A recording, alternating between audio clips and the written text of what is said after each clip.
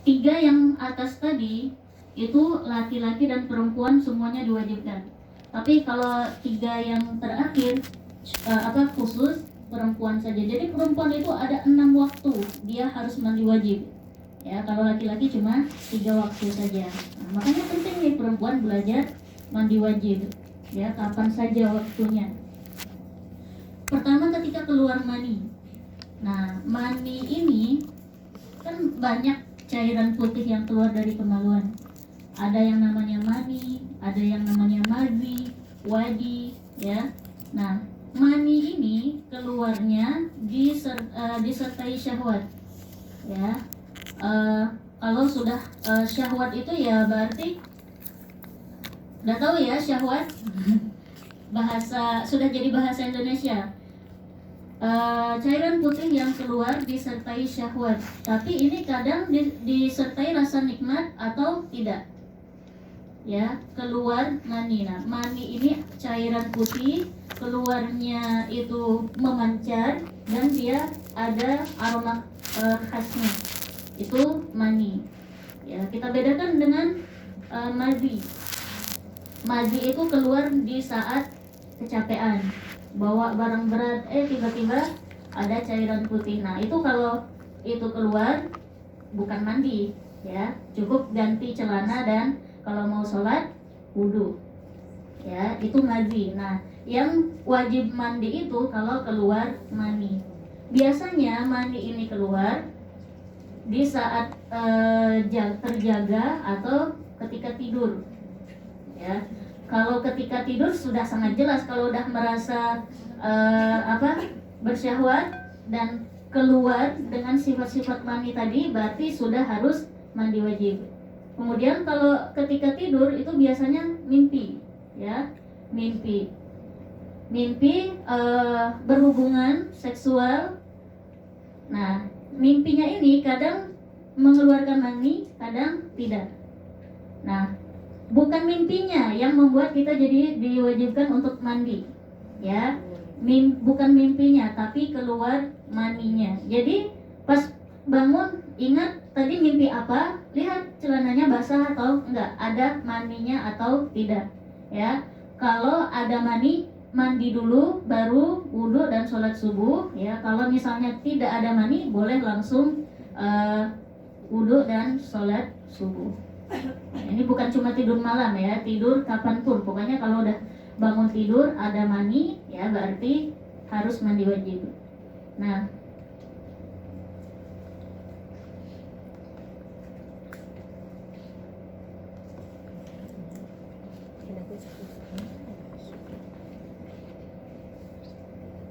hadis tentang kewajiban mandi wajib ini sangat banyak disampaikan oleh istri-istrinya Nabi, Ummu Salamah, Maimunah, dan Aisyah. Ummu Salamah pernah berkata kepada Rasulullah, "Ya Rasulullah, perempuan itu kadang melihat apa yang dilihat oleh laki-laki juga di dalam tidurnya." Nah, gitu ya, maksudnya tuh kadang perempuan juga pernah juga mimpi basah gitu. Terus bagaimana, ya, fahal 'alaiha ghuslun, apa bagi perempuan ini kalau dia mimpi wajib mandi juga enggak gitu. Qala Rasulullah sallallahu alaihi wasallam, na'am idza ra'atil ma. Iya, ya, dia wajib mandi setelah mimpi tadi, tapi dengan syarat melihat air mani, begitu. Kemudian Imam Syafi'i berpendapat bahwa pokoknya kalau sudah keluar mani berarti itu sudah wajib mandi. Nah, itu ketika berhubungan, ya, ketika berhubungan suami istri, kira-kira kalau sudah keluar mani berarti itu sudah diwajibkan untuk mandi. Nah, kita ke nomor 2, selain keluar mani juga hubungan suami istri. Berhubungan suami istri, saya mengungkapkannya agak lebih detail, ya. Ketika zakarnya suami masuk ke kemaluan istri, kepalanya, ya, atau cuma nempel dan kepalanya masuk, itu sudah wajib mandi walaupun belum keluar mani. Jadi ada dua, ya. Pokoknya kalau sudah keluar mani itu wajib mandi. Kemudian yang kedua, ketika kemaluan suami sudah masuk ke kemaluan istrinya, walaupun belum keluar mani, itu sudah diwajibkan mandi juga. Oke. Karena ini dijelaskan di hadis Abi Hurairah, "Idza qa'ada baina syu'abiha al-arba' wa alzaqa al-khitanu bil khitani faqad wajaba al-ghuslu." Jika seorang laki-laki telah duduk di antara 4 cabangnya wanita, ya maksudnya duduk di antara tangan kanan kiri, kaki kanan kiri, berarti suaminya di tengah, ya. Wa alzaqal khitanu bil khitan, dan khitannya laki-laki menempel ke khitannya perempuan, maka sudah diwajibkan mandi. Nah, ini dasar Imam Syafi'i berpendapat, pokoknya kalau sudah bersentuhan, ya, apalagi sudah masuk antara zakar dengan farji perempuan, walaupun belum keluar mani, itu sudah diwajibkan mandi. Oke, paham ya? Ini dua, berarti bukan cuma suaminya, sudah suami istri, ini sudah harus mandi wajib karena hubungan seksual ini. Kemudian yang ketiga, meninggal. Yang wajib mandi orang yang meninggal ini, tapi karena dia tidak bisa lagi untuk melakukannya sendiri, maka harus, itu menjadi kewajiban bagi yang masih hidup, ya, untuk memandikan dia. Nggak mesti harus berapa orang, 1 orang saja yang bisa memandikan si mayit ini, itu sudah cukup, karena haknya mayit itu dimandikan, ya. Kemudian siapa saja yang memandikan? Kalau mayitnya laki-laki harus dimandikan oleh laki-laki, kalau mayitnya perempuan harus dimandikan oleh perempuan. Walaupun itu keluarga, ya, yang meninggal ayah, anaknya perempuan, nggak boleh, ya, walaupun itu keluarga, karena itu tetap, walaupun sudah meninggal, kita tetap harus menjaga haknya si mayit untuk ditutup auratnya, untuk agar tidak dilihat auratnya, gitu ya. Jadi mentang-mentang ini keluarga saya, gitu, terakhir ketemu pokoknya saya mau mandiin, mau ikut ngafanin, mau nguburin, gitu ya. Lihat jenisnya, tidak boleh laki-laki memandikan perempuan atau perempuan memandikan laki-laki. Nah, sekarang 3 yang terakhir ini berkaitan khusus dengan perempuan. Selesai haid harus mandi wajib, selesai nifas juga sama seperti haid, ya, harus mandi wajib, dan ketika melahirkan. Nah, haidnya ini terhitung selesai kalau memang sudah tidak ada lagi warna darahnya, ya. Kalau masih ada kekuning-kuningan, berarti itu masih darah haid, ya, sampai benar-benar terlihat putih, terlihat cairan putih, ya. Karena perempuan itu ada 2 kebiasaan, dia suci dari haid, keluar cairan putih atau memang benar-benar kering, ya. Kalau sudah keluar cairan putih, tidak usah menunggu cairan putih ini kering dulu baru dia mandi wajib. Pokoknya kalau sudah melihat warnanya sudah putih, berarti itu bukan lagi darah, ya, sudah wajib mandi. Nah, yang enaknya kalau selesai haid langsung kering aja, gitu, berarti sangat jelas, oh kalau udah kering berarti sudah wajib mandi, dan harus langsung menunaikan sholat yang pas dia melihat sucinya dia dari haid ini. Ya, menurut mazhab Syafi'i, haid ini paling sedikit sehari semalam, paling banyak itu 15 hari. Ya, jadi kalau lebih dari 15 hari, ya, sudah harus mandi wajib. Darah yang masih keluar itu dihukumi istihadah, darah penyakit.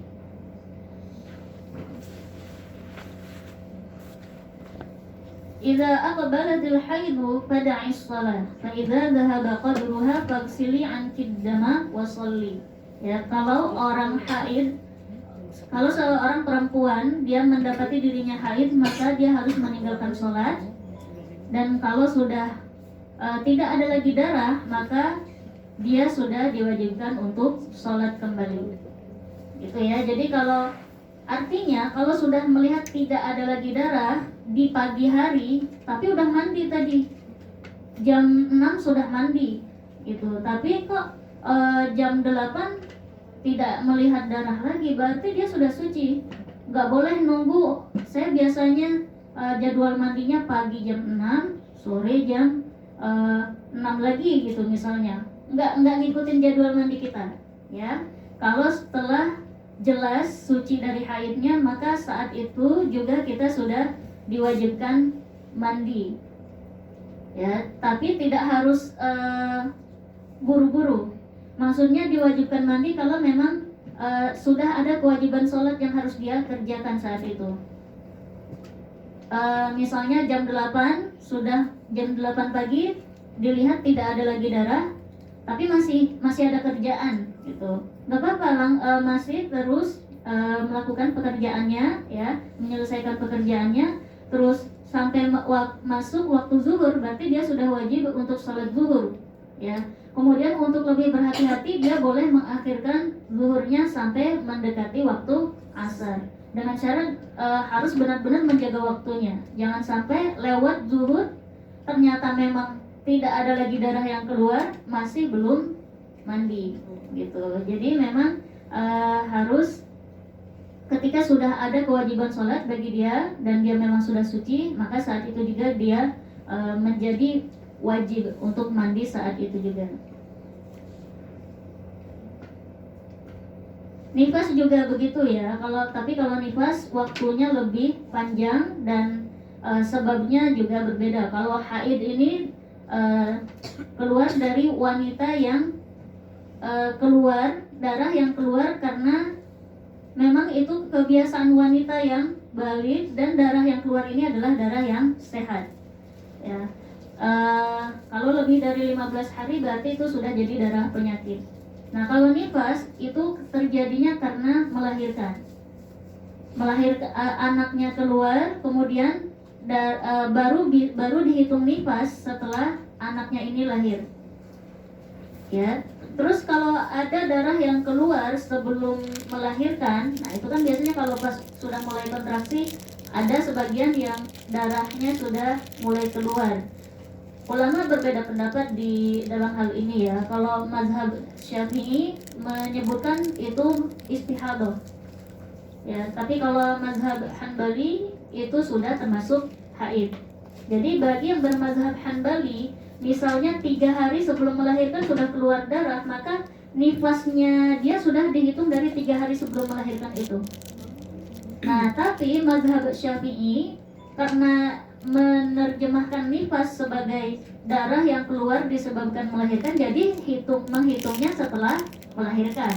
Adapun darah yang keluar sebelum itu dihukumi istihadah ya. Misalnya untuk mazhab Syafi'i ya, 3 hari sebelum melahirkan sudah mulai keluar flek, dia masih bisa sholat sih di hari yang 2 hari sebelum melahirkan ya, atau sehari sebelum melahirkan itu masih bisa sholat walaupun flek ya. Tapi sudah mendekati melahirkan itu sudah gak kuat lagi misalnya ya untuk berdiri. Nah, tinggal dihitung saja tadi waktu yang ketinggalan sholat, misalnya melahirkannya maghrib ya, zuhur sama asarnya belum sempat sholat, tadi diingat sampai selesai nifas ini harus diqodho ya, harus diqodho karena di saat itu menurut mazhab Syafi'i dia tetap wajib untuk sholat begitu. Nah, jadi nifasnya baru dihitung setelah melahirkan. Nah, untuk wiladah ini kan melahirkan. Melahirkan biasanya langsung bersambung dengan nifas. Nah, ini bagi perempuan yang melahirkan kemudian dia mengalami nifas, mandinya sekalian aja nanti selesai nifasnya. Kalau nifasnya maksimal 60 hari ya. Jadi nifas menurut mazhab Syafi'i paling sedikit sekejap ya, paling banyak 60 hari. Sekejap. Ya, Maksudnya sekejap itu sampai nggak kelihatan ada nifasnya gitu. Ya, di zaman Rasulullah dulu itu ada seorang perempuan yang dia tidak mengalami nifas, tapi dia tetap diwajibkan mandi, ya, tapi dengan sebab melahirkan. Nah, kalau dia melahirkan, ya, maka dia sudah diwajibkan untuk mandi. Tapi kalau sudah bersambung dengan nifas, maka mandinya sekalian aja nanti. Dan maksimal 60 hari dihitung semenjak hari dia melahirkan. Itu hari pertama. Kalau pernah dengar kok kayaknya 40 hari, ya, 40 hari itu mazhab yang lain, dan memang kebanyakan ulama berpendapat 40 hari. Tapi kita bermazhab Syafi'i enak sampai 60 hari maksimalnya. Jadi kalau nanti nifasnya 45 hari, itu 5 hari yang setelah 40 itu tetap haid, gitu ya. Jadi nggak usah diqadha dan nggak usah sholat. Ya, istihadah itu wajib sholat, tidak mengqadha. Ya, istihadah itu tidak menunggu selesai darahnya dulu baru diqadha, tidak. Ya, istihadah itu tetap wajib sholat di waktunya. Oke, cara menghitungnya ya. Kalau nifasnya lebih dari 60 hari, misalnya 62 hari, ya, 65 hari. Nah, di hari ke-60 dia sudah harus mandi wajib, dan sisanya dia harus berwudu di tiap kali sholat. Karena itu istihadah. Ya, istihadah itu dia harus berwudu di tiap kali sholat, tidak diwajibkan mandi.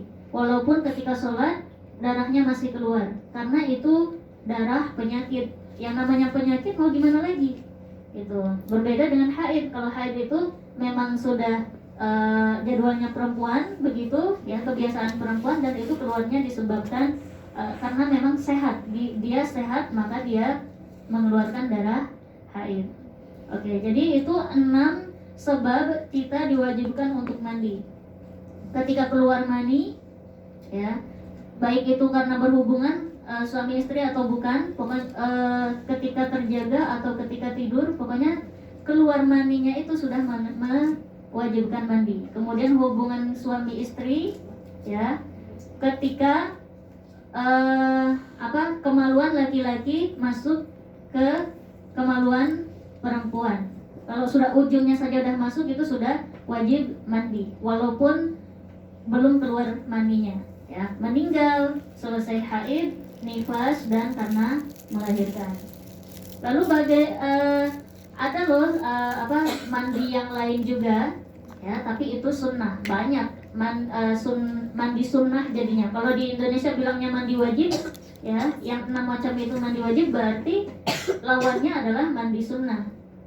Hari Jumat itu sunnah mandinya. Jadi kalau ada seorang laki-laki yang dia tidak sempat mandi hari Jumat dan dia mau sholat Jumat, ya sholatnya sah, ya, karena mandi hari Jumat adalah sunnah. Mandi di 2 hari raya, kemudian sholat istisqa, sholat gerhana, setelah memandikan mayit, itu sunnah. Disunahkan untuk mandi bagi yang dia telah memandikan mayit.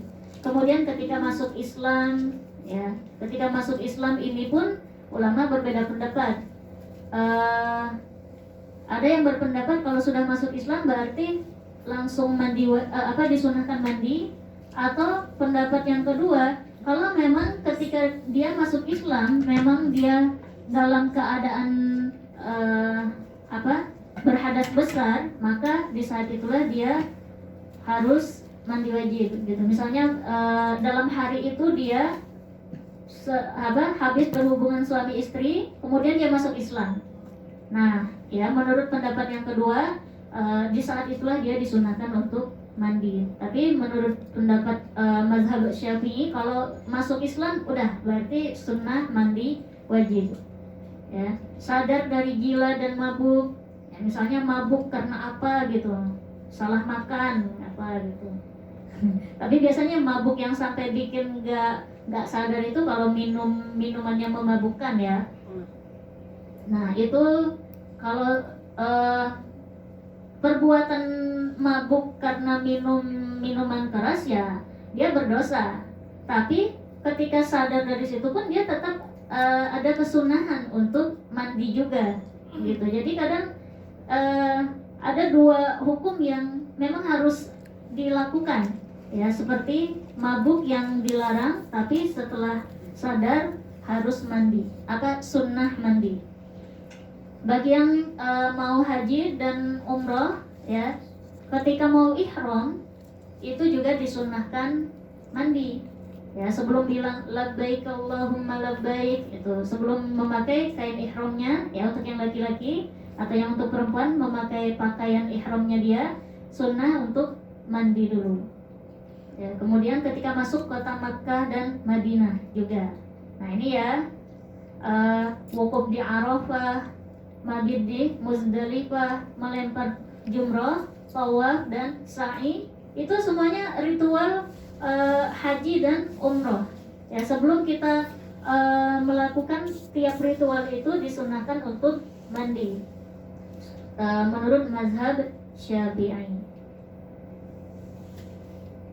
Oke, sekarang cara mandinya, ya, selesai haid, selesai berhubungan suami istri, bagaimana cara mandinya, ya.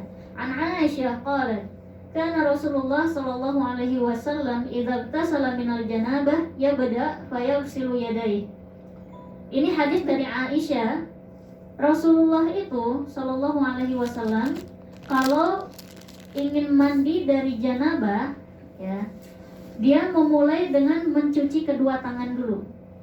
Mencuci kedua tangan, tsumma yafrugu biyaminihi ala syamalihi fayaghsilu farjahu. Kemudian mengambil air dengan tangan kanannya, disiram kayak gini, ya, disiramkan ke tangan kirinya, kemudian mencuci kemaluan. Nah, jadi cuci tangan dulu, kemudian mencuci kemaluan dengan tangan kiri, ya. Kemudian berwudu seperti wudu mau sholat biasa, ya.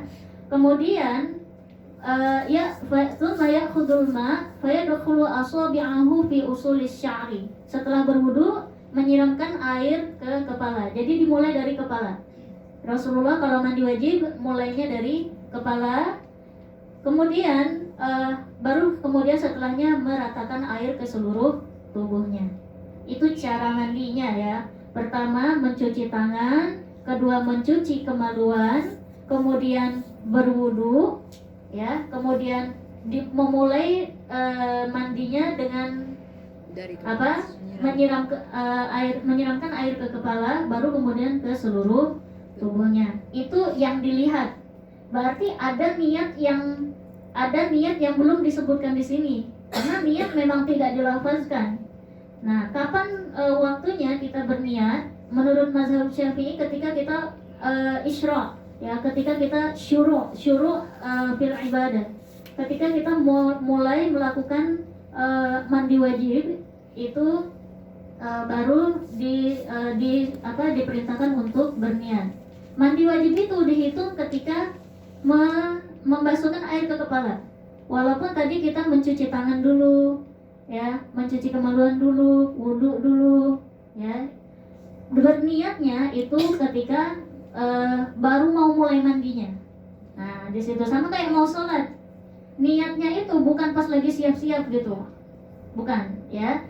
Niatnya itu ketika Allahu Akbar. Nah, ketika mengucap takbir dalam hati berniat, aku niat sholat subuh 2 rakaat fardu karena Allah Ta'ala, misalnya itu sholat subuh. Nah, mandi juga begitu, ya, ketika mulai menyiramkan air ke kepala. Lalu ditambahkan juga di hadits Maimunah, istri Nabi, juga sama hadisnya, bunyi hadisnya dengan yang disebutkan oleh Aisyah, tapi Maimunah melihat Rasulullah ketika wudu, ya, ketika wudunya ini cuma mengakhirkan kaki. Jadi makanya kalau misalnya ada yang pernah dengar, kok kayaknya wudunya kakinya di akhir dibasuh, memang ada, ya. Itu riwayat yang hadis yang diriwayatkan oleh Maimunah melihat Nabi Shallallahu Alaihi Wasallam mencuci kakinya ketika wudhu itu diakhirkan. Jadi menurut Maimunah sama kayak tadi, mencuci tangan, membasuh kemaluan, kemudian berwudhu kecuali kaki. Ya, kakinya nanti dulu langsung membasuh kepala dan meratakan seluruh air, baru deh di akhirnya kaki. Itu menurut hadis yang diriwayatkan oleh Maimunah. Pilih yang mana? Boleh pilih dua-duanya, karena wudhu ini sunnah, ya. Dan diriwayatkan oleh Aisyah dan Maimunah yang memang benar-benar melihat Nabi melakukan mandi wajibnya begitu. Berarti boleh pilih, ya, mau wudhunya diselesaikan baru mandi wajib, atau kakinya diakhirkan di akhir mandi wajibnya. Kemudian Ummu Salamah, istri Nabi juga meriwayatkan, beliau pernah bertanya kepada Rasulullah, ya Rasulullah, bagaimana kalau perempuan ini rambutnya itu sangat lebat, ya sangat lebat itu untuk mengurangi lebatnya ini kan biasanya ada yang menganyam gitu, mengikat rambutnya itu sampai dianyam kecil-kecil. Nah, itu kalau dia mau mandi wajib, ya mau mandi wajib dari keluar mani, janabah, apalagi perempuan kan ada 6 sebab dia harus mandi wajib. Kalau perempuan yang kayak gitu, rambutnya harus diurai semua nggak? Tiap mandi harus diurai nggak gitu? Kata Rasulullah Shallallahu Alaihi Wasallam, innama yakfiki an tuhsi ala ra'sikil ma salatha hasayat. Cukup bagimu untuk menyiramkan air ke kepalamu dengan 3 kali siraman. Tsumma tufidhi alaikil ma. Tapi sambil menyiram tadi, sambil dipijat-pijat. Jadi kewajiban meratakan air ke seluruh rambut dan kulitnya tetap. Ya, jadi rambut kan masih bisa tuh air dimasukin. Tapi kalau cuma disiram aja, nggak masuk, nggak sampai ke bawah. Maka kalau dia malas melepas ikatan rambutnya, ya boleh mandi dengan ikatannya itu, tapi sambil dipijat-pijat sampai basah semuanya. Nah, ketika sudah rata air ke seluruh rambut dan kulitnya, maka dia sudah suci, ya. Kepalanya ini dia termasuk sudah disucikan juga. Nah, itu cara mandi secara global, ya. Dari cara mandi yang diriwayatkan oleh Aisyah, dan Maimunah, ada yang wajib, ada yang sunnah. Jadi kalau yang lengkapnya kayak tadi tuh, ya. Tapi kalau yang wajibnya, menurut mazhab Syafi'i cuma 3 wajibnya. Niat, kemudian menghilangkan najis dari seluruh tubuh, lalu meratakan air ke seluruh rambut dan kulit. 3 saja. Jadi fardu tidak termasuk fardu kalau mencuci tangan, wudhu itu sunnah, ya. Yang wajib itu cuma niat, kemudian menghilangkan najis dari seluruh tubuh dan meratakan air ke seluruh rambut dan kulit. Jadi nggak perlu sabun-sabunan itu. Ya, jadi tidak ada alasan, wah saya nggak bawa sabun nih, nanti aja mandi wajibnya. Enggak, ya. Mandi wajib itu berbeda dengan mandi kebiasaan kita sehari-hari. Walaupun seperti kayaknya lebih bersih, lebih wangi pakai sabun deh gitu. Ini ta'abbudi, ya, amrun ta'abbudi, ibadah. Allah mewajibkan kita mandi wajib, dan yang dicontohkan oleh Nabi, wajibnya itu ya cuma meratakan air saja ke seluruh tubuh. Artinya itu, ya, mensucikan diri kita dari najis, mensucikan dari hadas, ya. Mandi ini mensucikan dari hadas, berbeda dengan najis, ya. Kalau kotoran, misalnya ada debu, ada tanah, ya, misalnya minyak, kan jadi berasanya kotor tuh. Nah, itu menghilangkan kotoran, belum suci, ya. Walaupun kita mandinya pakai sabun macam-macam, kalau tidak diniatkan untuk mandi wajib, itu belum suci, baru bersih. ya. Mandi yang diharuskan untuk agar kita bisa sholat kembali setelah janabah ini ya harus niatnya, niat mandi wajib. Walaupun itu cuma menyiramkan air, meratakan air, itulah yang diinginkan gitu ya, agar mengambil kesuciannya, ya, agar suci dari hadas besar. Nah, yang sunnahnya menurut mazhab Syafi'i ada 5. Pertama, mengucap basmalah dulu, kemudian wudhu sebelumnya, meratakan air dengan tangan, kemudian berturut-turut dan mendahulukan yang kanan. Ini mengucap basmalah tidak disebutkan di hadisnya Aisyah tadi ya. Kenapa kok Imam Syafi'i menambahkan sunnahnya lagi? Ya karena memang basmalah ini hal yang baik untuk kita ucapkan untuk memulai setiap perbuatan. Kita mau makan, mau minum, ya disunahkan untuk membaca basmalah. Mau pergi gitu, itu mau pergi ke tempat kerja, ya. Padahal bukan ibadah itu, tapi kalau kita membaca basmalah berarti kan kita bertawasul, berdoa kepada Allah, meminta keselamatan. Kalau untuk mandi ini berarti meminta keberkahan gitu. Berarti kan memulai suatu pekerjaan dengan nama Allah. Nah, jadi ditambah dengan kesunahan yang ditambahkan oleh Imam Syafi'i, ya kita urutkan tuh. Sunnahnya kan tadi mengucap basmalah, kemudian membasuh kemaluannya dulu, ya. Kemudian bukan cuma kemaluan ya, kalau misalnya ada kotoran-kotoran lain yang masih menempel di tubuh itu juga dibersihkan dulu. Karena setelah itu kan kita tinggal meratakan air, gitu. Kalau tinggal cebur-cebur aja sudah yakin tidak ada kotoran yang menempel lagi, berarti ketika airnya cuma disiramkan itu sudah rata, ya. Makanya sebelum meratakan air kita hilangkan dulu semua najis yang ada di tubuh kita, ya. Mengucap basmalah, cuci tangan, kemudian membasuh kemaluan dan kotoran apapun yang menempel di tubuh, kemudian berwudu. Nah, berwudunya boleh mengakhirkan kaki, ya. Boleh langsung selesaikan wudu baru kemudian menyiramkan air ke kepala sambil niat mandi wajib, ya. Niat itu di dalam hati, ya. Walaupun ada bahasa Arabnya nawaitul ghusla li ghuslin hadatsin akbarin fardhu lillahi ta'ala, itu lafaz. Kalau yang kita ucapkan